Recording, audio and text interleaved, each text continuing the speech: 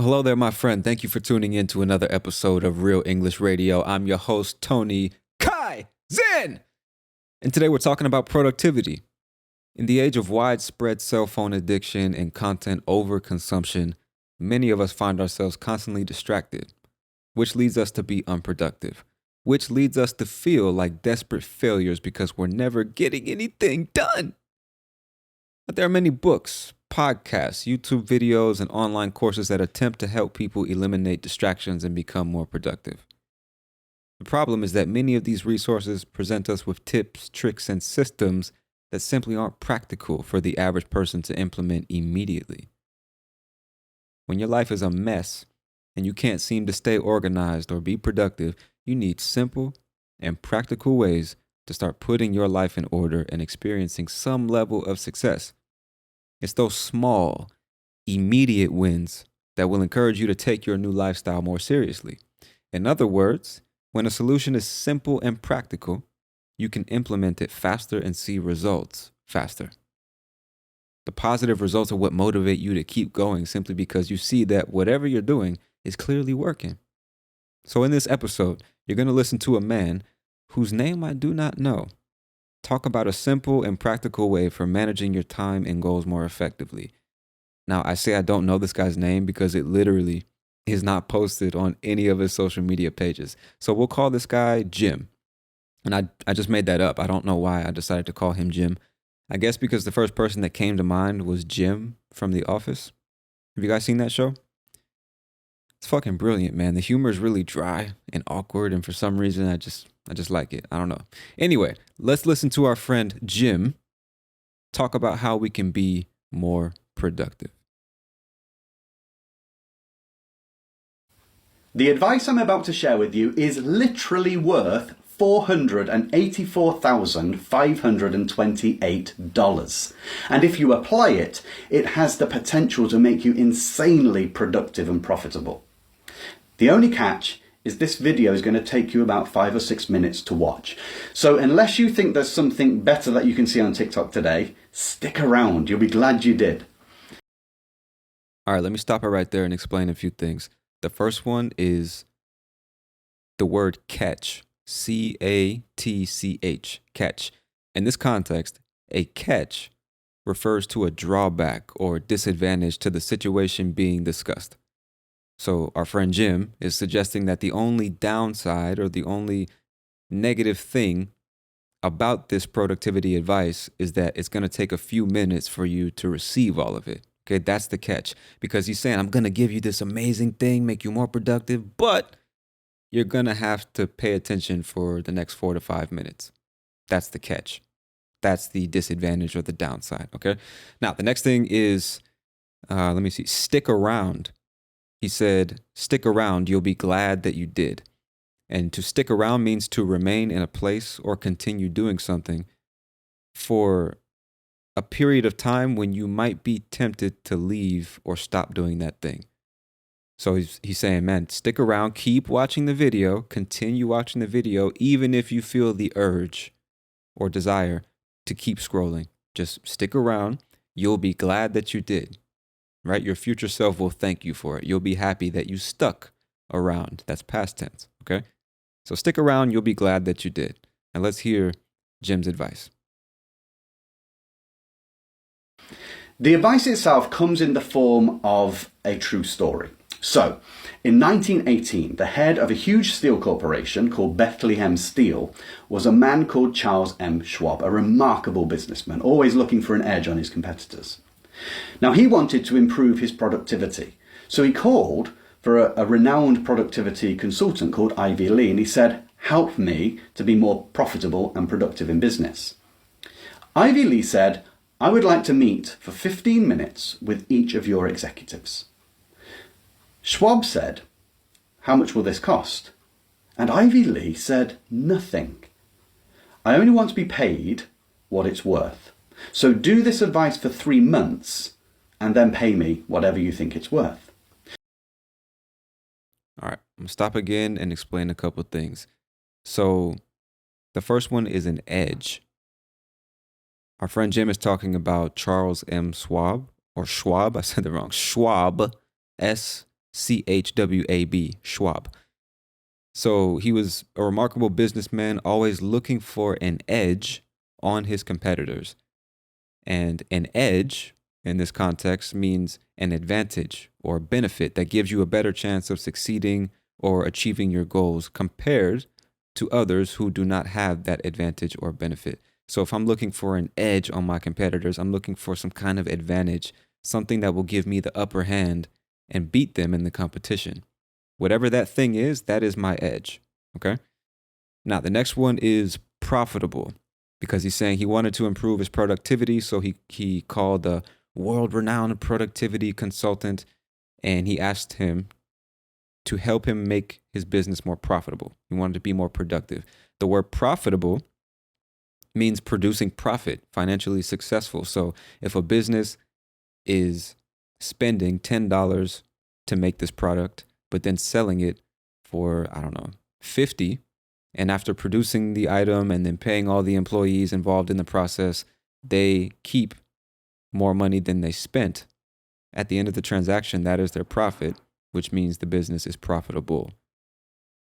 It's capable of producing money even after all the expenses have been paid to run the business. Whatever's left over is the profit. So if you have profit, your business is profitable. Hopefully that makes sense. All right, and the last thing is I only want to be paid what it's worth, because Ivy Lee is saying, okay, I want to meet for 15 minutes with each of your executives. I'll give them this advice. I'll make them more productive, and you only pay me what it is worth. And what that means is the value or the cost. I only want you to pay what you think it's worth, what you think the true value actually is. So in the context of the video, he's saying, take this advice for 3 months and pay me in a way that reflects the amount of value you think I've actually provided to you today.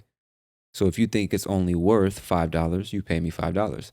If you think it's much more valuable than that and you think it's worth $10,000, then you pay me $10,000. You only pay me what you believe it's worth, what you think the value is.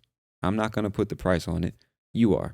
And your price will be based on what you think it is worth. Okay? Hopefully that makes sense now. So let's continue. Pay me whatever you think it's worth. So Schwab sent in all of his executives one by one to meet Ivy Lee. And this is what Ivy Lee told each of them. He said, at the end of every day, I want you to write down the 6 most important tasks that need to be done the following day. Then I want you to prioritize those tasks in order of importance. When you come in the next day, you are going to start working on task 1 until it is completed. You will not move on to task 2 until the first task is done. At the end of the day, if any of the tasks that you had are not finished, they get rolled on to tomorrow's task sheet. All right, let me explain a couple of things. The first one is a very common phrasal verb, which is write down. He said, at the end of every day, I want you to write down the 6 most important tasks. And so to write down means to take a pen or a pencil and put words on paper, or sometimes type on a computer, because a lot of times we'll say write down even if we're typing on a keyboard or a mobile device or something like that. It just means to record information either by writing or typing on your computer. Because you could say, I want you to write the 6 most important tasks, but write down just sounds so much more natural. It's more accurate, you know? You're literally going to put it down on the paper and write it. Hopefully that makes sense. Anyway, the next one is prioritize. Then I want you to prioritize those tasks in order of importance. And to prioritize means to determine the order of dealing with a series of items or tasks according to their importance. That's a very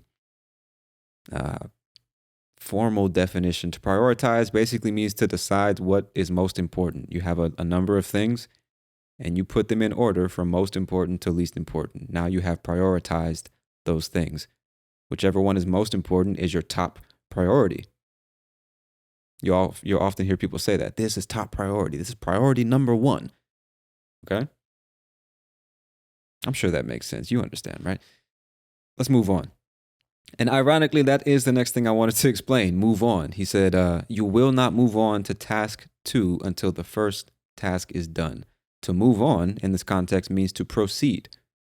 Just another way of saying proceed or continue. Proceed to the next task. You will not proceed to the next task or activity until you have completed the previous one. You will not move on or continue. And then he said, let me see. If any of the tasks that you had are not finished, they get rolled on to tomorrow's task sheet. So rolled onto means that any tasks that were not completed at the end of the day will be transferred to the following day. So if you think about, imagine you have two pieces of paper sitting in front of you on your desk. On page number 1, on your left, there's a ball. That ball represents the tasks for the day. If at the end of the day, some of them aren't finished, you take that ball and you roll it to page number 2, that's on your right. The ball literally rolls over and onto the second sheet of paper. Hopefully that makes sense. I'm just trying to get you to visually see what he means by rolled onto. You'll often hear rolled on or rolled over or something of that nature in reference to transferring something from one place to the next. All right? Cool. Yeah, that's it. So let's continue. At the end of the day, if any of the tasks that you had are not finished, they get rolled on to tomorrow's task sheet. Do this for 3 months. At the end of 3 months, Schwab called Ivy Lee back into his office and wrote him out a check for $25,000. Now, that's good in today's money, but that was 1918. In today's money, that is $484,258.15. Why did Schwab pay that much? He would later say, "This was the most profitable piece of advice I received in my entire business career." All right, the only thing I want to explain there is the phrase today's money. Because he said he wrote him a check for $25,000, and that's good in today's money. And in this context, today's money means the equivalent value of the money in the present day adjusted for inflation, right? So back then in 1918, he wrote a $25,000 check. But if you factor in just inflation from 1918 to 2023, that same $25,000 today or in today's money would be $484,258.15. That's the idea. It's a very common term in today's money. Whenever you're talking about an amount of money that was spent or transferred or generated in the past, you'll often hear people say, okay, well, in today's money, that's how much it really is, adjusted for inflation. You see what I'm saying? Very, very common. All right, so hopefully you understood and can follow the entire story. This guy, Charles M. Schwab, was trying to be more productive, so he called in a renowned consultant who didn't even want to be paid up front or immediately for his work. He said, "I'm going to give you this advice, try it for 3 months, and you pay me what you think it's worth." That's some gangster shit. He was so confident in his ability to make them more productive. He was so confident in his methodology. He was like, "Bro, you don't even have to pay me right now. I'll give you 3 months free." You imagine a 3-month free trial of some shit that's going to make you and all your employees more productive and thus more money? And he said, "You know what? Take it. 3 months free. And if you think at the end of it, if you think it's worth nothing, don't even pay me. It's all good. But if you do think it's worth something, then 3 months from now, send me a check." And after 3 months of applying this simple methodology, this simple productivity hack, if you will, he wrote him a check for $25,000, which in today's money is damn near $500,000. And when he was asked, well, why did you write such a big check for a simple piece of advice? He said, "Man, this is the most profitable advice I've ever received in my career. Nothing has made me more productive or more money." You know, that's the idea of the story. And so now our friend Jim wants to tell us a little bit more, not about the story itself, but why it's so valuable. Okay, so let's continue. "This was the most profitable piece of advice I received in my entire business career." Now you've got that $500,000 advice, you can either go off and do it or just stick around for a couple more minutes while I explain to you just why it's so powerful. So there are 3 reasons this advice is so good. The first is it causes you to make the tough decisions. Frequently, we spend our time on less productive activities because there are other activities which we don't want to do even though we're aware they're important. By putting them on a priority list, it forces you to address the most important task. And imagine, even if you don't relish it, what would it be like to have it done? What would that add to your life right now?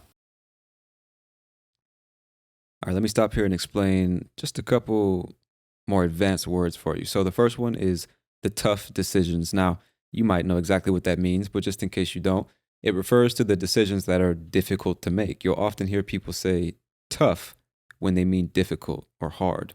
Very common.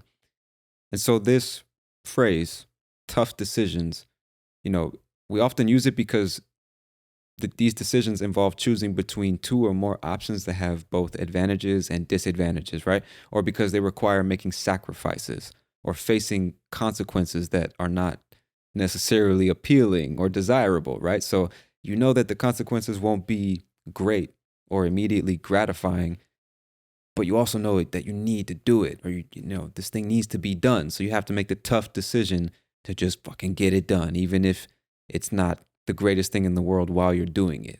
It's a tough decision to make sometimes, right? And so the next thing is, I think it was aware. He said, frequently we spend our time on less productive activities because there are other activities which we don't want to do, even though we're aware they're important. And so to be aware means to have knowledge or perception of a situation or fact. So in this context, Jim is suggesting that sometimes people avoid certain activities even though they know those activities are important and they need to be done. So you're aware of this, you know it, you have knowledge of this, and even still, you avoid whatever responsibility you may have. The next thing I wanted to explain is address. Now, the noun address, the most common way it's used is like where you live. For example, I live on 123 2nd Street. I live at 555 California Street or something like that. That is your home address. And then every business, every structure, I guess, every registered structure has an address. I think, I really don't know. That's besides the point. Address in this context is being used as a verb, and it means to deal with or tackle a problem or situation, right? So in the context of the video, it refers to addressing or dealing with the most important task on the priority list first. Because what did he say? By putting them on a priority list, it forces you to address the most important task. When you prioritize your tasks for the day, it forces you to deal with the most important ones first. That's where all your energy goes. That's the idea. So to address something means to deal with something. You might hear in like a political debate or some kind of discussion, somebody will raise a point and they'll say, this is my point, this is what I think, blah, blah, blah. And they might look to the other person and say, would you like to address that? Meaning, do you have something to say about that? She raised a valid point. We want to hear your response. What do you have to say for or against that? Would you like to address it or acknowledge it? Say something, comment on it. Hopefully you get the idea. That's what it means to address something, to deal with it. And the last thing I wanted to explain was relish. Now, when I hear relish, I actually think of the condiment that we put on hot dogs. I personally don't because the shit looks nasty. But relish is like, relish. It's like pickles and something else. Hold on, let me see. Sweet relish. Let me Google what is in relish. Relish is a preserved condiment made from finely chopped fruits or vegetables. Cooked and picked product made of chopped vegetables, fruits, and herbs, and is a food item typically used as a condiment to enhance a staple. They're saying everything except what it actually is. Examples are chutneys and the North American relish, a pickled cucumber jam eaten with hot dogs. Let me say that again. A pickled cucumber jam That sounds fucking disgusting, bro. Bro, jam is jelly made from grapes and strawberries and, succulent fruits. It's sweet. It's delicious. Pickled cucumber jam. That's some nasty shit, bro. No disrespect to anybody who likes relish. It's a common thing to put on hot dogs in the United States of America, but you will never catch me with some relish on my fucking hot dog. There's just no way. Anyway, that's what I think of when I hear relish, but that's not what he means in this context. Relish in this context is being used as a verb. Okay? He said, imagine, even if you don't relish it, what would it be like to have it done? What would that add to your life right now?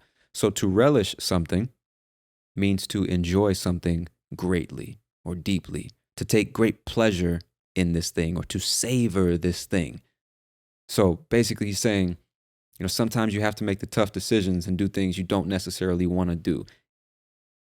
You just got to do it. And by prioritizing the important things in your life and then waking up in the morning and just following that list of important things, you're forced to address the most important things first. And even if you don't relish those things, even if you don't enjoy them, even if they're not riveting and fantastic and a great pleasure in life, just imagine what it would do for your life. Imagine how much better it would make your life, how much more productive you would be once you've completed those tasks. Even if you don't relish them, they need to be done. So just focus on getting them done and then appreciating the positive value it brings to your life afterward or after the fact. I hope that makes sense. All right, but let's continue. I'm going to play part of that again because I just realized how long we've gone without hearing him, and I stopped him in the middle of his clip. So let me go back a little bit. Activities, because there are other activities which we don't want to do even though we're aware they're important. By putting them on a priority list, it forces you to address the most important task. And imagine, even if you don't relish it, what would it be like to have it done? What would that add to your life right now? The second reason is it gets you started. Most days waste a huge amount of time, people do, in thinking, what do I do? I could do a bit of this, I could do a bit of that. And that wastes productivity. So just having things in a list will every day mean you can walk in to work and hit the ground running. Hit the ground running. That's what I wanted to explain really quick. So just to recap what he said, the second reason this is so valuable is because it just gets you started. A lot of us, when we're trying to become more productive, we have this mindset like, okay, I want to get more done, blah, blah, blah. But what should I do? Because you realize there's a million things you could do. And even if you know what things are important in life, or which things are important in life, it's still like, how do I prioritize? How do I this and how do I that? Like, what should I be doing with my time to feel and actually be more productive? And so he's saying by adopting this methodology, you kind of eliminate the ability to waste that time because you made the list. So all you have to do is wake up in the morning and just follow the instructions you laid out for yourself. That's the idea, because then you can just hit the ground running. And what that means is to start a new activity or job quickly and energetically, right? You're not wasting any time. If you imagine jumping out of a plane, this might be a strange example, but just imagine jumping out of a plane and you have your parachute and you're falling from the sky and you slowly descend to the earth. Eventually, your feet are going to hit the ground. And so you could land, let's say, vertically or statically. I don't know what the right word would be, but you land in one spot. Boom. You're not running, you're not walking, you just land in that spot and you stay there. But if you hit the ground running, you can immediately, as soon as your feet touch the ground, pew, you're making progress. You're moving forward. You're getting shit done. Think about that figuratively. So you wake up in the morning and bam, you get punched in the face by life, or your feet hit the ground, right? Literally, when you get out of bed, your feet hit the ground. You can immediately just go. You hit the ground running. You're not wasting any time like, oh, what should I do? Where should I go? How does this work? You're not doing any of that. That's what it means to hit the ground running. So you'll often hear this in the context of work or your career. When you transfer to a new company, your boss might say, it's great to see that you've really hit the ground running. You've come into the company, and with very little instruction, with very little time being wasted, you just got it, man. You're on the job. You know what to do. You're integrated into the team well. You hit the ground running. Hopefully that makes sense. If it doesn't, let me know on Patreon. Send me a message, leave a comment or something. I'll try to make it more clear. But hopefully you can understand the idea now. Okay, that's the only thing I wanted to explain from that part. So let's continue. A bit of that, and that wastes productivity. So just having things in a list will every day mean you can walk in to work and hit the ground running. The third reason this advice is so effective, and to me this is the most important, is it causes you to focus your energy on one single task. People today, they talk about multitasking. I heard a brilliant definition of multitasking. It is screwing multiple things up at the same time. Being busy is not being productive. All right, let me stop here and just explain one of the last things he said, which is screwing multiple things up at the same time. He said, people talk about multitasking. I heard a brilliant definition. It's screwing multiple things up at the same time. So screwing something up is a colloquial way of saying that something was done incorrectly or poorly, often resulting in negative consequences. And this is a very common thing to say, and there's variations of this expression because you might hear people say mess something up or screw something up. Mess, I think, is probably the most PG. It's the most child-friendly, work-friendly, church-friendly. You can say it anywhere, anytime. Nobody's offended. It's not a bad word or anything like that. Oh, I messed that up. It means I ruined it. I did something wrong. I made a huge mistake. I messed it up. It's ruined now. Or you could say I screwed it up, which is a bit stronger. It's not vulgar. I don't think you're going to offend anyone, but it's definitely stronger than mess something up because of what the word screw means, depending on the context. Because to screw someone can mean to betray someone or to fuck someone. And I don't mean fuck like have sex. I mean fuck over somebody, to betray them or deceive them, to do them wrong. You know what I mean?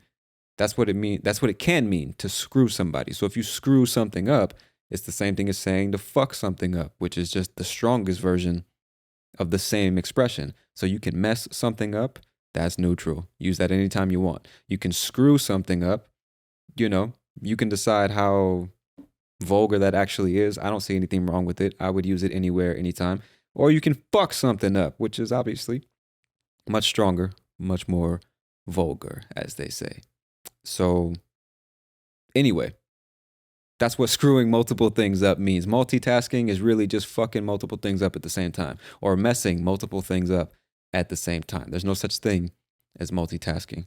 I remember I used to teach a woman who was convinced she was capable of true multitasking, managing multiple tasks at the same time. She said, I can be cooking and talking with my fiance and reading something on social media at the same time, and I'm giving equal attention to all three of them. And obviously I'm not in her brain, but that just sounds like, I don't know. I don't know if that's true. It's like looking left and right at the same time. It can't be done. Like, how do you put focus or attention in more than one place?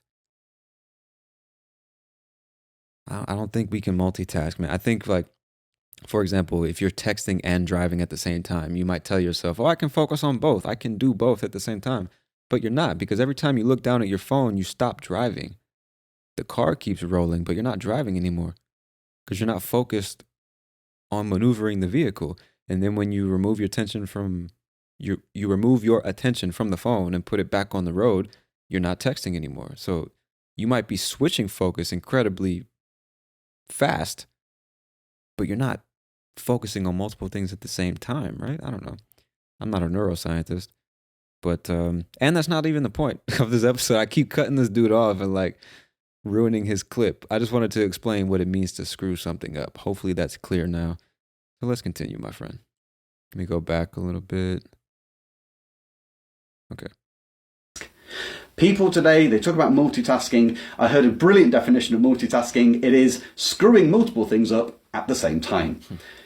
Being busy is not being productive. Now just think this through. This is the last thing here. If you had 6 things that could be done, and you spent your day working a little bit on each one of them, how long would it take until all 6 of them were accomplished? Quite a while. And until they're accomplished, none of them make you productive. But if you took one of them, worked all your way until it was completed, that would make you slightly more productive. So it's better to take one task at a time, starting with the most important, getting it done, because it will add to your productivity and you will feel that you are growing. So how do you feel about this $500,000 advice? Do you already see how it's going to be beneficial to you? Well, can I ask you to do one other thing? Obviously save this video by pressing the little banner at the bottom, but can you share it with someone, one of your friends, to help them become more productive too? And you do that by pressing the little arrow symbol in the bottom right corner of your phone and then selecting a friend to send it to. I wish you great success in whatever you do. Solid advice from our friend Jim. I'm going to try to find out what his name is, man. Maybe I'll just send him a DM or something like that once I post this episode. I don't know. It's kind of weird that he didn't post his name anywhere. Maybe he wants to be anonymous. I don't know. That's a common thing. I know some people who just don't want to expose themselves at all on the internet. But again, we're getting way off topic here, my friend. That is the end of the clip. And so just to summarize that last part, our friend is basically saying, think this through. And to think something through, just blah, blah, blah. To think something through. To think something through just means to think about something deeply in a detailed and thorough manner, to consider all aspects, all angles. Just consider this for a moment. That's what it means to think it through. You can try to do 6 things at the same time throughout the entire day, but until you've completed any one of those tasks, you're not really more productive because you haven't completed anything. You haven't finished anything. But if you take them one at a time and finish one by one by one, even if you don't finish all of them, you will still be more productive because you will have actually completed some tasks before the end of the day. So this is the case he's making, and a case I support for doing one thing at a time. And I just think that's really difficult for us because we're kind of being trained in a way, or probably a more accurate way of saying it is we are training ourselves to constantly divert our focus, to try and pay attention to so many different things at the same time. And we're constantly breaking our attention span and resetting it. And this is I don't know another way to say it. I'm not a neuroscientist. I don't know if that's what's actually happening, but you get my point. It's different apps and tweets and notifications and work and the kids and what's on TV. And then your favorite content creator posted a new video. You get that notification. It's a bunch of shit. That and whatever else you do in life. There's just so many things to be thinking about. So many things and people calling for our attention all the fucking time. And we think we can get a bunch of things done by doing a bunch of things at the same time when we're really not being productive. And eventually we realize that and we feel like shit. Because it's like, man, I'm doing all these things, blah, blah, but I'm not making progress. And I guess the point of this video and this episode is like, it could be because you're not single tasking. You're doing what you think of as multitasking. And as our friend Jim said during the episode, that's really just fucking multiple things up at the same time. You're not actually getting anything done. And so you're essentially wasting time because you're putting in all this energy and effort. And at the end of it, you haven't made any progress toward your goal. So before I even came across this video on TikTok, I've been implementing this solution. I honestly don't remember. Actually, I do. Years ago, I was listening to a podcast, the Bigger Pockets podcast, which is a show about real estate investing, which has nothing to do with this, but it's interesting how the best lessons and philosophies in life are applicable to all aspects of life. You know what I mean? But anyway, I was listening to this podcast and this guy was talking about managing his time, being more productive, how he sets goals and reaches those goals. And he said he has this one document. And on this document, he writes his goals for the day, his goals for the week, and his goals for the month, his goals for the year, 5 years, and 10 years. Now, most of us aren't really taught to think that far into the future. So I think a more practical application would be goals for the day, the week, and the month. That's what I'm doing at the moment. And it's because I was struggling with the same thing, just spreading myself so thin, trying to do so many different things, thinking I have to do this, I have to do that, I have to do this, and putting time limits on myself just because I guess I could call myself ambitious and I just want to get a lot of shit done. I want to be productive. But even if your intention is good, if the execution is bad, the result will still be bad. So I just had to slow down and realize, like, man, I'm trying to do way too many things at the same time. Let me find the way to actually be productive and get things done with less stress, because all that unproductivity makes you stressed, which just decreases the quality of your work even more, which causes more stress. It's a vicious cycle, you know? And I had been experimenting with that methodology before, and I kind of walked away from it, which is why I became disorganized. And then a couple months ago, I don't know how, I just remembered it and implemented it, and it's been working, man. Just, I don't necessarily limit it to 6 items. Sometimes there's more, but just every night before you go to bed, ask yourself, what am I trying to achieve? Not just tomorrow or this week, but in life in general. Where exactly am I trying to go? What am I trying to do? And based on that, what things can I do today or tomorrow that will get me closer? And then what about this week? And then this month? And it's this kind of thing you just have to experiment with. I can't really give you any fluffy, beautiful advice on exactly how to do this because everyone's life is different. So it's something that you have to implement and experiment with over time. I'm just giving you the starting point. But every night before you go to bed, just write down what is most important. Like at the end of the day, what will I need to have done to feel like today was a productive day? And then once you have all those, let's call it 6 things. It could be 3, it could be 2, it could be 1, doesn't matter. But if there's more than one, order them from most important to least important. And then when you wake up in the morning, just do them one at a time. And the key to this whole methodology is discipline, because I'm sure you're going to find, if you actually try this, that you'll prioritize things, you'll make the list, you'll wake up in the morning, and then you're like, fuck, I don't want to do this shit. Because the most important thing oftentimes is the hardest thing, and you put that as the first thing to do when you wake up in the morning. And if you have been unorganized and been lacking discipline all this time, it's not necessarily going to be the easiest thing in the world to just wake up and be disciplined and follow this schedule you set for yourself, or this to-do list, let's say. Because you might find yourself skipping to number 3 and then to number 2 and up to number 7 and then finally number 1. And you never get to number 5 or number 8. You see what I'm saying? You might just start choosing whichever one you feel like doing. And I caution you to resist the urge to do that, because then there's really no point in creating the list and prioritizing them if you're just going to do whatever you feel like. That's most likely what you've been doing up to this point, and it's not getting you anywhere, which is why you clicked on this episode, how to be more productive, right? So discipline is the key. It's always the key. The greatest system in the world means nothing if you don't implement it correctly. So I strongly encourage you to give this a try, man. It's a very simple, practical, and actionable way to just start putting your life in order. We can get to the more advanced, deeper, more difficult shit later, but it starts with your daily routine, right? The stuff you're doing right now in the day to day, that is what generates the next week, month, year, and decade of your life. So, man, give it a try.